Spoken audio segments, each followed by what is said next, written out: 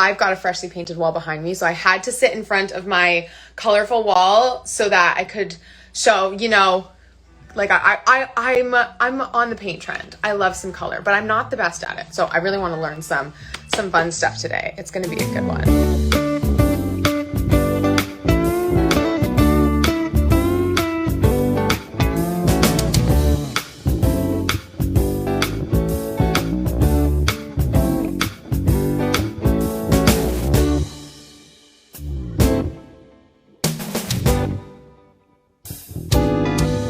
Because I think like paint is a really specific place to start for a lot of people when it comes to interior design. And I think it can be kind of confusing. So where to start?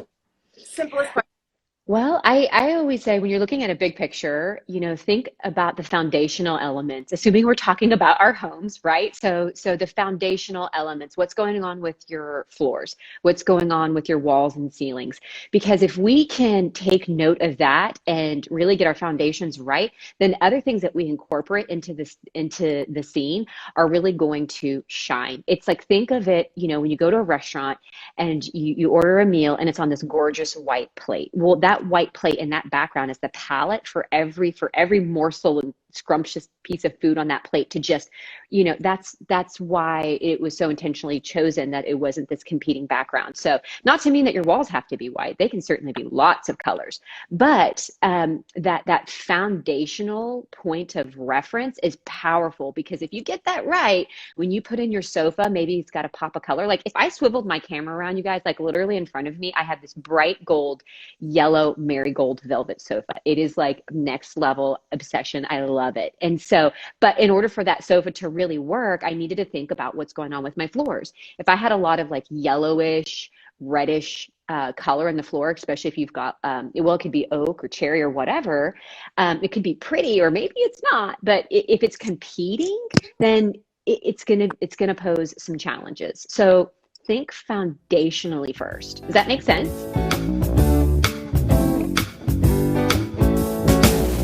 Because if they have dark floors, light floors, how do you use the color of the floor and pick from there? Is there kind of a basic rule book you should follow? Well, I'm not too much about rule books. I like to actually break rules all the time. Now, there's some foundational principles that like are tried and true that I really believe in, but I don't want people to think too much in terms of rules because it becomes stifling and overwhelming. I would say maybe some principles to help guide is a better way to look at it. And so, really, if we're talking about floors and that as a foundation, what are the undertones of your floors? Is it a really pretty light white oak? Do you have grays or browns? Do you've got a lot of yellows, reds, oranges? Those yellow, red, orange colors are trickier because they can feel really prominent and less like a neutral, like a gray, a really pretty neutral brown, a really, really super dark floor or super, super light floor can feel neutral. But once you use those undertones, if there's bright undertones, then you've got to sort of, lean in and consider those more because let's say you've got the undertone of like a reddish cherry in your floor, okay? Then, if you put maybe like a white oak table that's light, but that has yellows in it versus you see what I'm saying? So the undertones of these woods could be competing, and that's why I really like my floor as much as possible to be neutral, either dark. I love espresso dark floors. I love a beautiful light white oak floor. I love both. But like, for example, the room that I'm sitting in, it had these really dark floors, but they pulled tons of like orangish red, not the cute kind. And I bleached them, lightened them up, and now they're really, really light and bright. And that serves as like a great foundation for my room.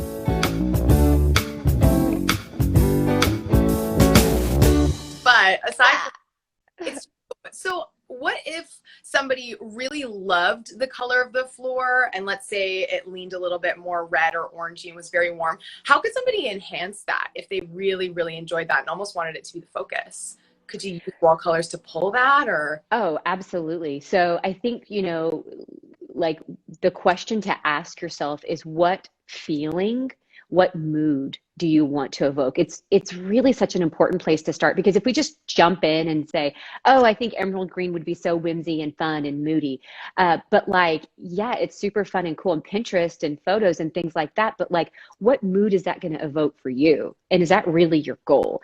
Are you sort of like an eclectic soul, and do you just love those deep jewel tone rich colors? Are you like the light bright sunshine, give me all the white walls and the light floors, let the light just like bounce off everything, and it's just this glorious palette, right?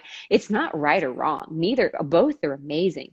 But asking yourself what moves your heart, what makes your little heart skip a beat, is such a valuable question, because you need to build off of that foundation. So close your eyes and just say, okay, like if I walk into my dream home, my dream room, my dream hallway, whatever, you know, what feeling do I want to feel when I walk into that space?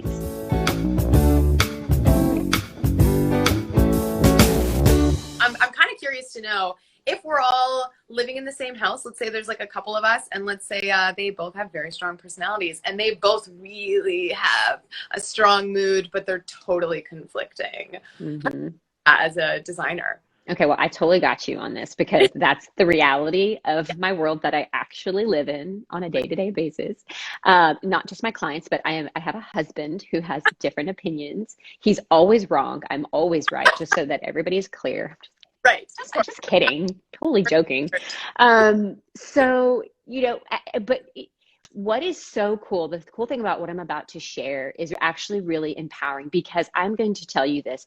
Some of the best design that you can get and create in your home is almost always a mix of multiple design styles and aesthetics and textures and colors. It is rarely transitional, traditional, boho, Scandinavian, modern, contemporary. It is the mix of traditional, eclectic, modern, relaxed, classic, Scandinavian, minimalist, da da da da da da. You know, and you know, it's so empowering to know that, because yes, we can value the opinions of others, including our spouse and whoever.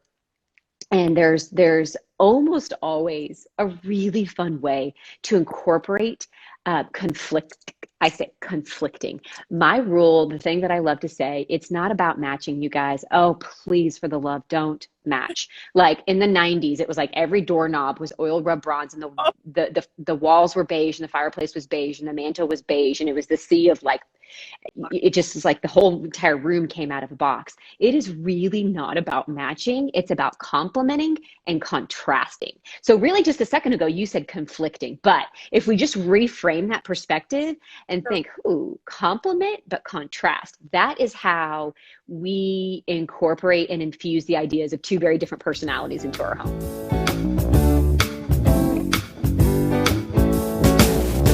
Where do you start when you're decorating a room? What's essential? We're sort of veering off, but it's a great question. Would you say you start with paint or not with paint? Like where I does think, that go you in? know, I think you have to start with even like the biggest possible picture of like, what is your overall goal for your space? And is it the whole house? Or are you focusing on like a room? Living rooms, right, are really top of mind for a lot of us, because it's so central to the house. And so I would look at the biggest possible picture first. And the reason why, you don't want to start making small choices that later might become undone because you had a better, bigger, grander idea later. Like, I'm actually going to rip out that hideous, you know, fill in the blank material around my fireplace. Whatever it is, I will let you know, some of you know exactly what I'm talking about. And, you know, and so when you look at it from a big picture, then you're not wasting your very valuable and precious time or your resources, because you're tidying up after decisions that were made impulsively or too quick. So if you kind of pause and, you know, and again, back to my book, it's called, you know, The Promise of a Plan. Like, create a plan, a whole complete vetted, like, draw it out, write it down, make a list of like the paint colors, the samples that you need to purchase, you know, save photos, all of it, so that you can see the big picture. That's really the first place to start.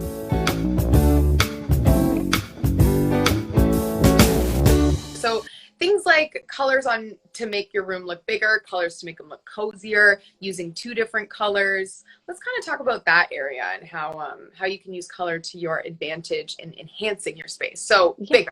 There are Yeah. colors that So just as a general sort of like broad look at it, when we do lighter colors, like the light colors expand and dark colors recede.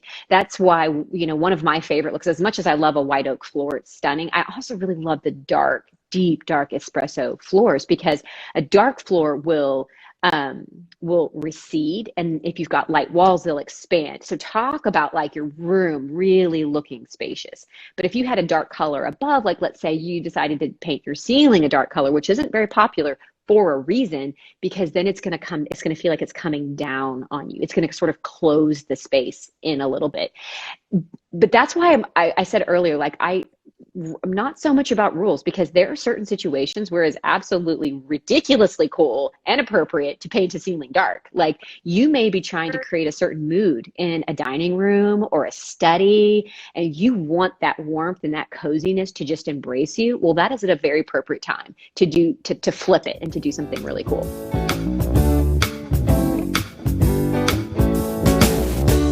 sometimes people do one on the bottom, one on the top, or Mm-hmm. kind of two halves. Is there not a rule, but is there a guideline for picking complementary colors that maybe look okay? Or maybe you've got two kids sharing a room, they want different size, that kind of stuff. Yes. Okay, I got you. So two tips to help navigate that area when you're taking a look at it. So do you guys remember, I don't know, what grade was it? Sixth grade, seventh grade in art class, like the color wheel and learning about that. So the colors opposite the color wheel, those are often very complementary colors. And so take a look at that as so it's so basic, but it's a great tool, especially if you want some really fun, high contrast moments with color, you know. That's great. If you're not looking for quite that bold of an expression of color, but you still want something that's going to complement, you know how when you go to the paint store and you're looking at the little paint chip deck, and either the individual or the little like full one, and you see the different saturation and the tonality as you work your way down. And so like let's just say you're looking at one of those strips and it's like mint green, green, dark green, da, da, da, da, da, and it just kind of like phases from light to dark. Those colors next to each other are very complementary. So let's say, going back to your example earlier, you wanted to do the lower half of a wall, like let's say in a bedroom or something, maybe a darker color, right? Keep the darker color lower, not higher. And then do two shades lighter than that for the remaining above color. Textures are like really important. And I don't know how much that plays into paint necessarily, but is there like, how does that play a part? I'm sure that comes in somewhere. It's huge. Texture is probably like one of my all-time favorite things in design because of how it can take a room that feels unfinished to like the next level. And it's one of the things I hear a lot of my clients say very, very often is, I finished the room, but why doesn't it feel finished? And a lot of times it's missing that layer of detail from texture. So first of all, let me just define what texture is. It's not this mysterious design terminology. It's actually super simple. When you understand that, you're gonna be like, okay, I totally got this.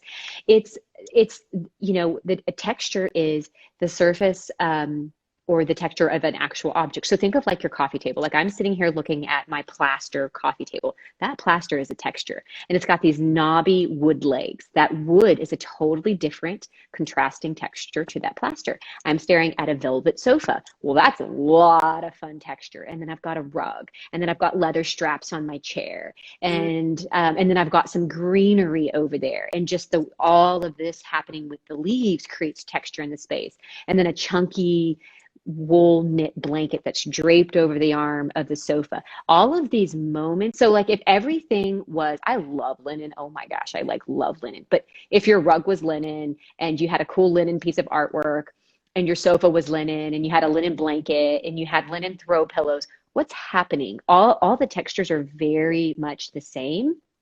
Exactly. And your room just starts to fall a little flat and you really miss some huge opportunities. And what's so amazing about embracing texture is that anybody can do it. You know, rugs are great, pillows are great, artwork. You know, I have artwork in my house. I'm staring at it and it's dimensional. It like comes off the wall, you know, and so that acts as, you know, some more yummy texture in the space.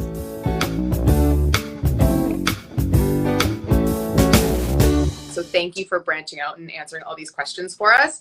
But do you have a top tip that you can share? What's your best piece of advice for people designing their dream room? I would say it goes, we touched on it a little bit earlier, but really sort of silencing the noise. And what I mean is don't feel tempted to jump on the trend, like the bandwagon for like whims and trends, you know, and man, they can feel so fleeting. It's fun to have moments of those, like in pillows and just different things. But if you're constantly feeling like you need to keep up with trends, you'll never fully be satisfied.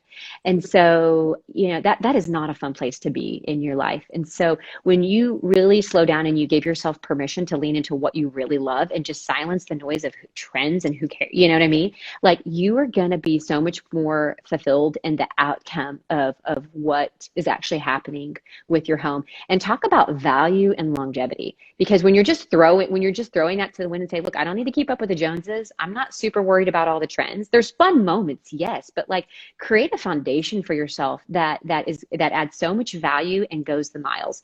Thank you for tuning in, and we'll see you guys next week. Bye, everyone. Bye, everyone.